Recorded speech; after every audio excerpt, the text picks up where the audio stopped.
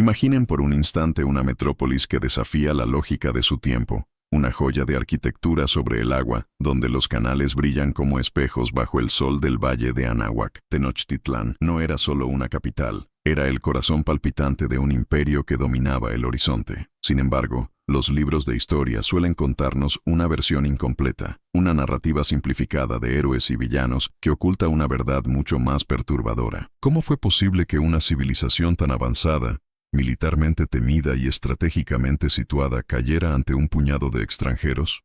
Bienvenidos a El Pasado Revive, donde hoy desenterramos el oscuro secreto que los conquistadores se esforzaron en silenciar. Si les apasiona desentrañar los misterios de las civilizaciones que dieron forma a nuestro mundo, suscríbanse y activen las notificaciones, porque lo que vamos a revelar hoy cambiará para siempre su percepción sobre el fin del Imperio Azteca. La caída de Tenochtitlán no fue un evento aislado, sino el clímax de una tragedia política y humana mucho más compleja de lo que imaginan. Para comprender la magnitud de la tragedia, debemos primero caminar por las calzadas de la ciudad en su apogeo.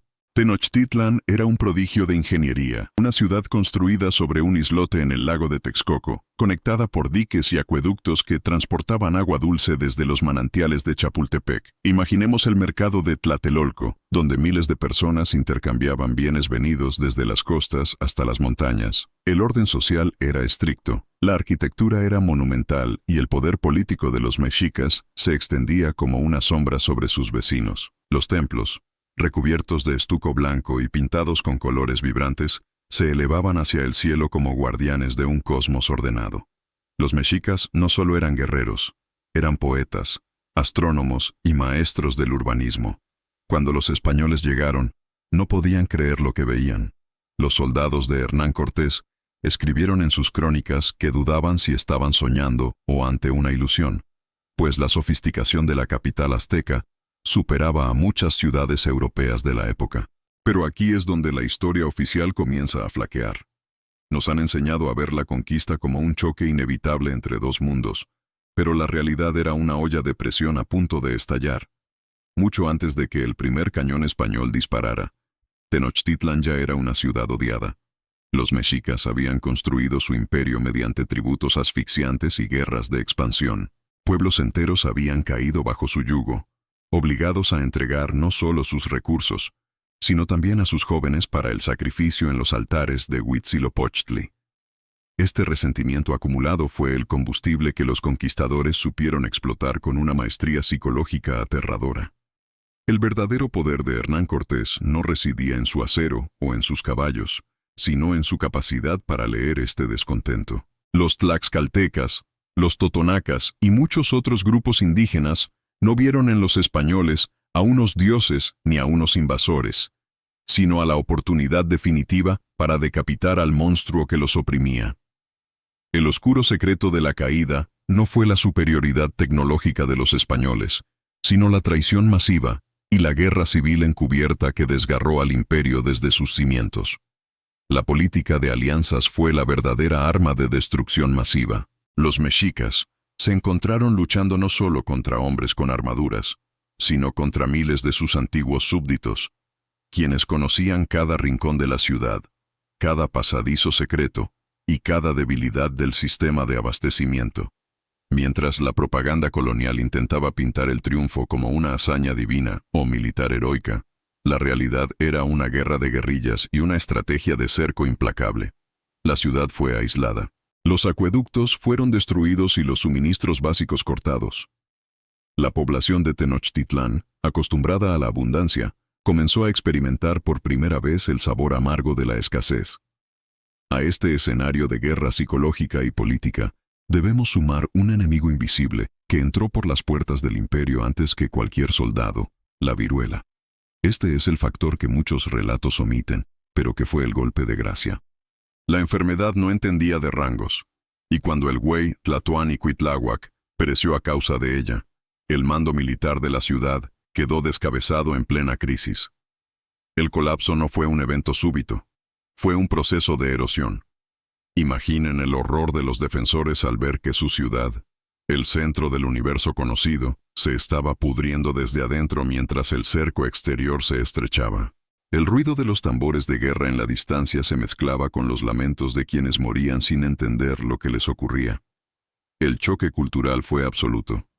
Los mexicas, que siempre habían interpretado su historia a través de señales divinas, se enfrentaron a un fenómeno que ni su religión ni sus ancestros podían explicar.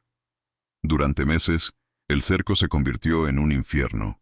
Las crónicas hablan de una ciudad sitiada donde el hambre se volvió tan extrema que la dignidad humana comenzó a desmoronarse. Las calzadas, que antes servían para el comercio, eran ahora trincheras llenas de cuerpos y escombros.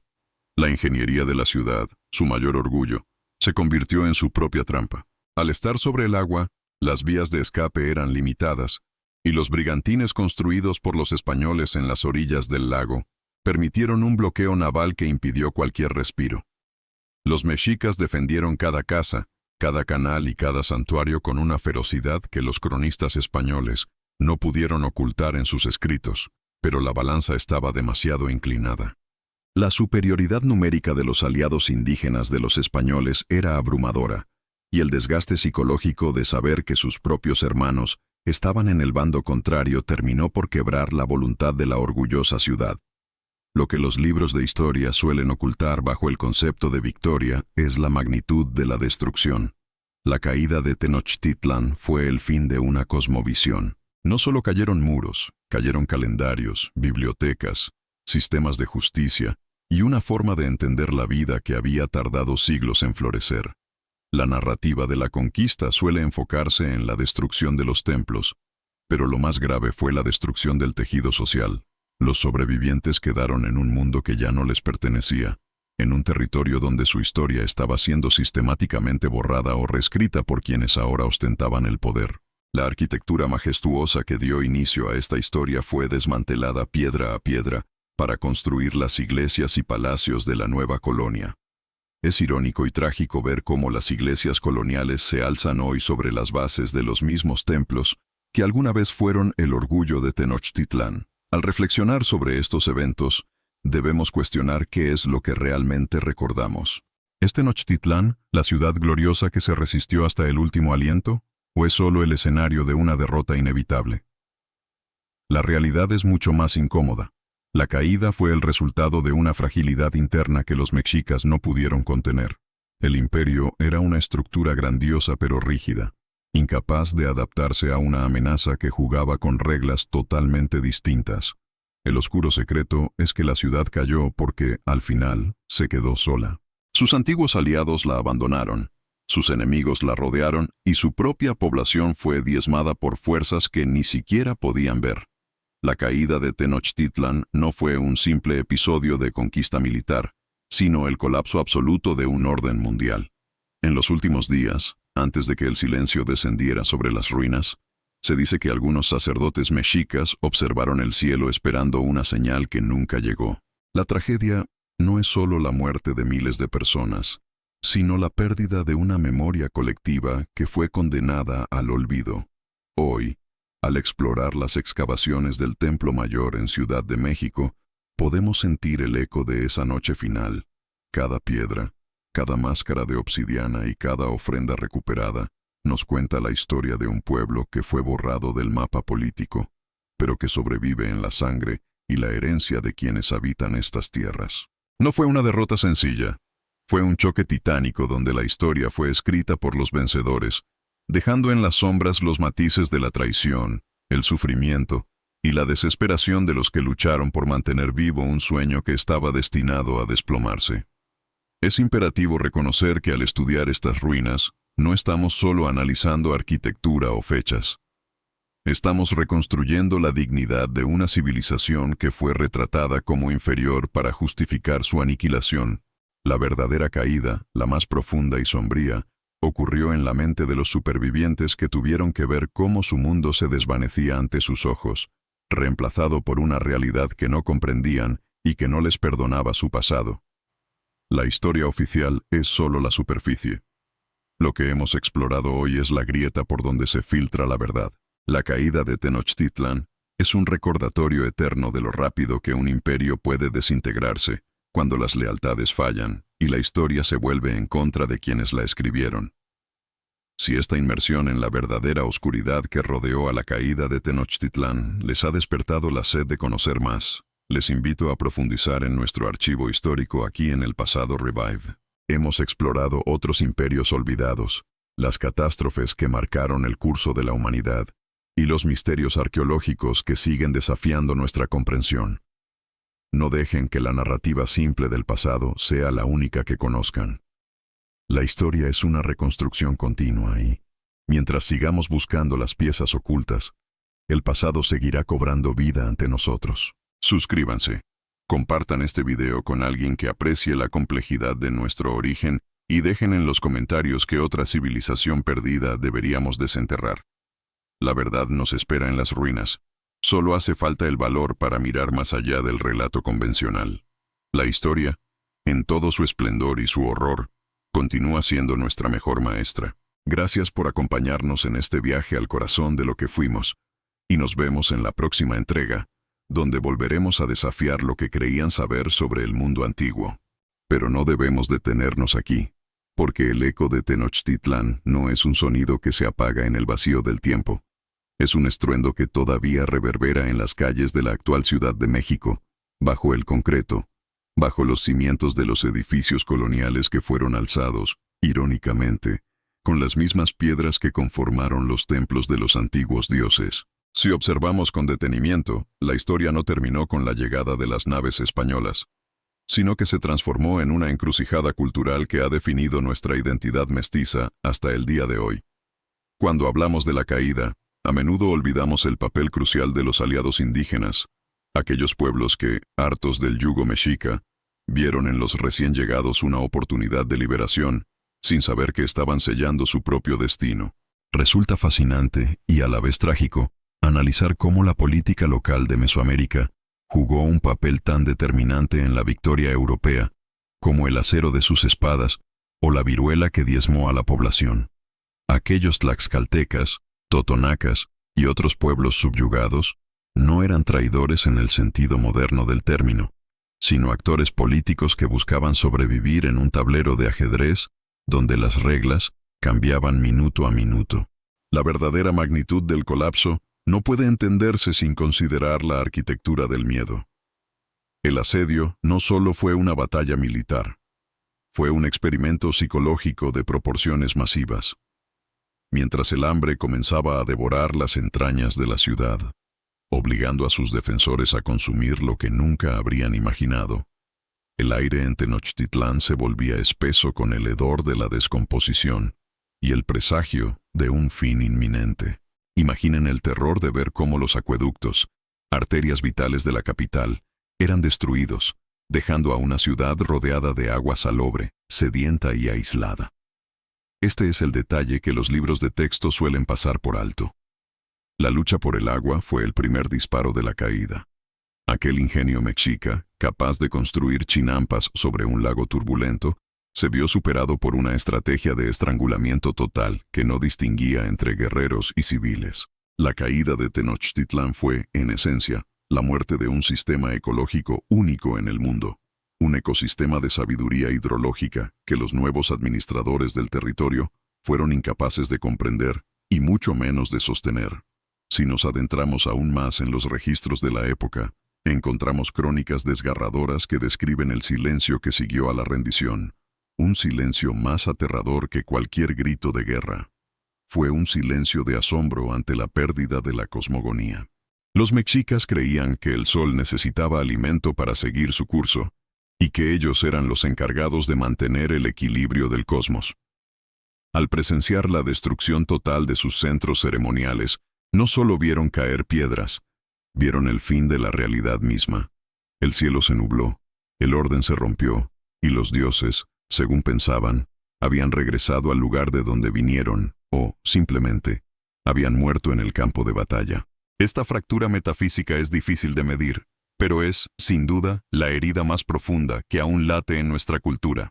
Es la melancolía que impregna la poesía náhuatl que sobrevivió al desastre. Ese tono de despedida que resuena en cada verso que habla de las flores caídas y los escudos rotos.